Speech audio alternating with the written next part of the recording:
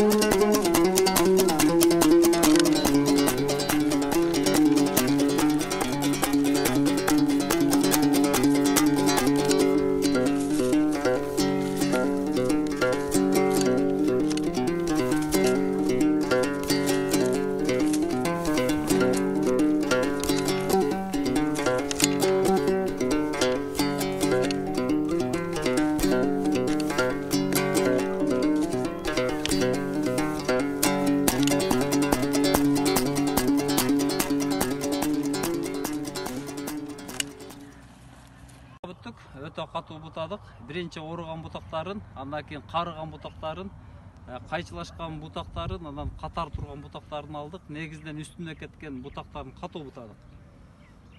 Астынан мыныкы узун бутактарды койдук, анткени бул жерде мөмө алат. Андан кийин бул үстү көлөкө болуп калбаш үчүн узунураак коюлат. Астыңкы бөлүк узунураак коюлат. Мына чашка формасында азыр кышкы бутоо буталды. Муну дагы жайкы бутоо бериш керек болот. Мынакей көрүп атасыздар, муналардан мөмө алат. Шабдалы башка мөмө дарактардан айырмаланып, канча гүлдөсө ошол гүлдүн бардыгын кармаганга аракет кылат. Мына туугандар, сонун чашка формасына келип калды. Кадимки классикалык бак.